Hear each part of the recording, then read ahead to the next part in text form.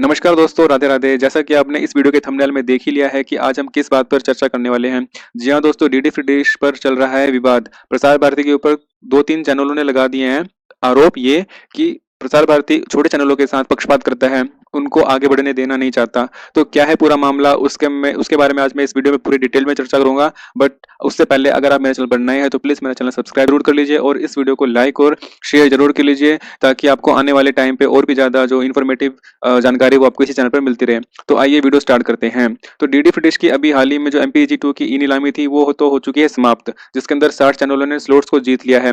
But slots जीतने के बाद भी डीडी फ्री डिश की मुश्किलें अभी कम नहीं हुई हैं, क्योंकि डीडी फ्री डिश से कुछ गलतियां हुई हैं जिसकी वजह से डीडी फ्री डिश के ऊपर चल रहे हैं कुछ केस। ठीक है, कई छोटे ब्रॉडकास्टर ने प्रसार भारती पर सवाल उठाते हुए यह आरोप लगाया है कि डीडी फ्री डिश छोटे ब्रॉडकास्टर के साथ में बहुत ज्यादा ही मतलब पक्षपात करता है। ठीक है, तो डीडी फ्री डिश पर MPEG-2 स्लॉट्स की ताजा ई नीलामी अब एक बड़े विवाद में बदल गई है, जहां कई छोटे ब्रॉडकास्टर ने प्रसार भारती पर प्रतिभागियों को चुनिंदा रूप से अयोग्य ठहराने और उन्हें हटाने के समय पर सवाल उठाते हुए आरोप लगाए हैं। इनमें से कई बड़े ब्रॉडकास्टर अब डीडी फ्री डिश से सवाल पूछ रहे हैं, उनसे स्पष्टीकरण मांग रहे हैं। अयोग्य ठहराए गए ब्रॉडकास्टर के एक अधिकारी ने सवाल किया, यदि प्रसार भारती को हमारी पात्रता को लेकर संदेह था तो उन्होंने हमें निमंत्रण ही क्यों भेजा। उन्होंने आगे कहा, यदि हम बोली लगाने के योग्य नहीं थे तो उन्हें प्रक्रिया शुरू होने से पहले ही हमें बता देना चाहिए था, ना कि नीलामी के बीच में, क्योंकि यहाँ पर इनसे दिक्कत हो गई थी। क्योंकि 4 फरवरी 2025 को एप्लीकेशन जमा करने की लास्ट तारीख थी। लास्ट तारीख मतलब 4 फरवरी से पहले पहले डीडी फ्री डिश के पास एप्लीकेशन आ जानी चाहिए थी और ई ऑक्शन होनी थी 10 फरवरी से। तो इस समय के दौरान डीडी फ्री डिश को बता देना चाहिए था कि आप में ये कमी है, आप में नहीं, पर डीडी फ्री डिश ने ऐसा नहीं किया। वहां पर गड़बड़ हो गई, ई नीलामी के बीच में इन्होंने डिस्क्वालीफाई करा है। तो इंडस्ट्री के जानकारों ने अयोग्य ठहराए जाने को मनमाना और संदेहास्पद बताया, जिससे डीडी फ्री डिश ई नीलामी में पहले से मौजूद जो पारदर्शिता की कमी थी ही, अब और चिंताएं बढ़ गई उससे। इन ब्रॉडकास्टर की शिकायत तब और बढ़ गई जब कई अयोग्य ठहराए गए ब्रॉडकास्टर ने दावा किया कि उन्हें जांच अनुरोधों का अनुपालन करने के लिए जो जो समय सीमा दी गई थी वो बहुत ही न्यूनतम थी, असंभव थी। मतलब कि उनको कहा था कि तुम अपने 3 महीने के जो रिकॉर्डिंग्स है तुम्हारे चैनल में क्या दिखा रहे हो तुम, उस रिकॉर्डिंग को आप फटाफट सुबह जमा करा दो। ठीक है, और इनका ब्रॉडकास्टर का कहना यह था कि अगले दिन संडे था तो उनके पास टाइम ही नहीं था कि वो रिकॉर्डिंग जमा करवा सके प्रसार भारती को, कि वो अपने चैनल पे क्या क्या दिखाते हैं। ठीक है, जैसे आप यहाँ देख सकते हैं, R1 बकेट के एक अयोग्य ठहराए गए ब्रॉडकास्टर ने कहा कि हमें शनिवार 8 फरवरी को एक जांच ईमेल आई थी, जिसके अंदर उन्हें बताया गया था कि आप अपने जो प्रोग्राम दिखाते हो अपने चैनल पर उसकी रिकॉर्डिंग हमें भेज दो। अब उन्होंने 8 फरवरी को शनिवार था, ठीक है, और सोमवार को उन्होंने मांगा था, संडे पड़ गया बीच में, तो संडे को होता है इनका ऑफ, छुट्टी होती है, तो वो जमा नहीं करा पाए चैनल्स वाले। इसकी वजह से तो प्रसार भारती ने उनको बीच में से ही उखाड़ के फेंक दिया। तो जैसे पहले दौर की नीलामी जो स्टार्ट हुई थी 10 फरवरी को हुई थी। ठीक है, और इनको बीच में 10 फरवरी को ये नीलामी स्टार्ट हो गई और 12 फरवरी को उनको रिजेक्ट कर दिया गया कि भाई आप अयोग्य हो। 10 तारीख को जो ई नीलामी हुई थी उसके अंदर A+ कैटेगरी वालों ने पार्टिसिपेट किया था। R1 वालों को 12 फरवरी को रिजेक्ट कर दिया कि भाई तुम्हें हम चैनल पे हिस्सा लेने नहीं देंगे, डीडी पर आने नहीं देंगे। बल्कि ये बात तो डीडी को पहले कह देनी चाहिए थी। और उसके बाद ये भी है कि एक अन्य ब्रॉडकास्टर ने सवाल किया, असल सवाल यह है कि यदि R1 बकेट आवेदनों की जांच अभी भी चल रही थी तो प्रसार भारती नीलामी कैसे शुरू कर सकता था। ठीक है, जब प्रसार भारती के पास एप्लीकेशन आ गई थी तो प्रसार भारती को पहले एप्लीकेशन चेक करनी थी सारी, किस चैनल को लेना है किस चैनल को नहीं लेना। जब ई नीलामी प्रक्रिया शुरू हो गई है तब बीच में प्रसार भारती कह रही है कि हमें ये चैनल पसंद नहीं है, हमें इसको नई जगह देनी। तो प्रसार भारती थोड़ी सी गलती यहाँ पर कर सकती है।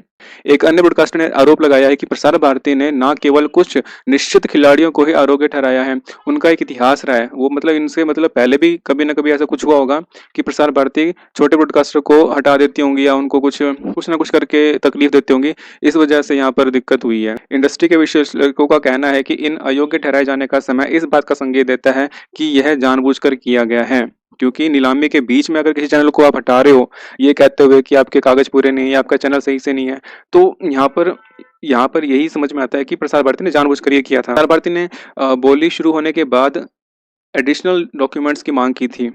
ठीक है, और जिससे प्रतिभागियों के लिए समय पर अनुपालन करना असंभव हो गया। फिर एक छोटे चैनल ने ये कहा कि यह कोई नीलामी नहीं थी बल्कि एक जाल था, जिसके अंदर बड़े बड़े कंपनी के चैनल्स आ गए, जैसे स्टार उत्सव, जी अनमोल, कलर्स रिश्ते।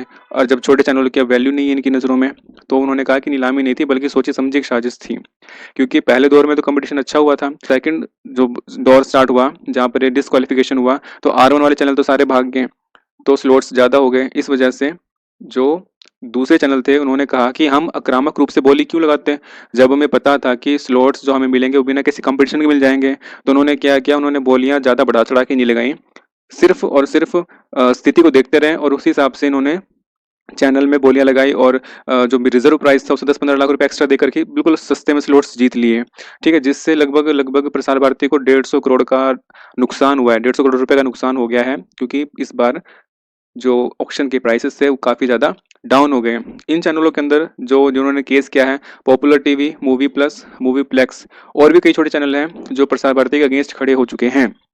ठीक, 17 फरवरी को विजन कॉर्पोरेशन ने डीडी साइट पर जाकर एप्लीकेशन दी कि हमारी एप्लीकेशन स्वीकार करी जाए, हमें मतलब कि राहत दी जाए कि हम डीडी फुटेज की ऑक्शन में भाग ले सकें।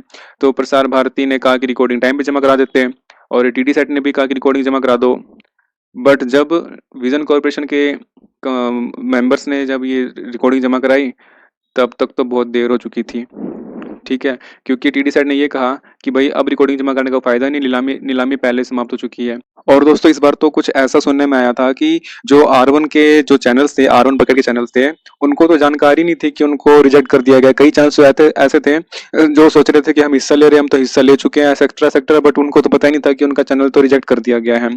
तो ये सब कर्म कांड हो चुके हैं, तब जो विजन कॉर्पोरेशन है उसने कर दिया था केस। तो केस की जो सुनवाई है वो उस केस की सुनवाई होगी 28 फरवरी को, यानी कल 28 फरवरी 2025 को इस केस की सुनवाई होगी।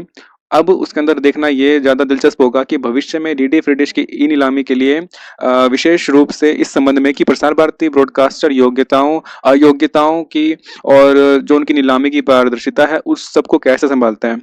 ठीक है, और साथ ही साथ जो चैनल्स हैं, जो हमारी टीवी इंडस्ट्रीज है, उनके हितों के लिए वो कैसे काम करेगा आगे से। तो ये सारा का सारा जो भी ई नीलामी का प्रोसेस है या जो पारदर्शिता है, जो भी इनके कार्य करने की क्षमता है, वो कैसे उनको सुधारें, इसका फैसला 28 फरवरी को आएगा। अब इससे एक जो मेन बात है, जो एक नेगेटिव पॉइंट है, वो है ये कि MPEG-4 की ई नीलामी पर भी इस तथ्य का बुरा प्रभाव पड़ सकता है। जी हाँ दोस्तों, जब छोटे चैनल्स R1 वाले कौन से थे, छोटे चैनल से रीजनल चैनल थे, जब उनके साथ MPEG-2 में धोखा हो गया तो काफ़ी MPEG-4 के अंदर जो चैनल्स आने वाले थे, जो एप्लीकेशन डालने वाले थे, हिस्सा लेने वाले थे, अब उनके माइंड में यही जाएगा कि प्रसार भारती तो अपना काम ढंग से नहीं करती है या फिर वो पक्षपात करती है, किसी एक चैनल के लिए वो ज़्यादा प्यार करती है, दूसरे चैनल के लिए वो कम।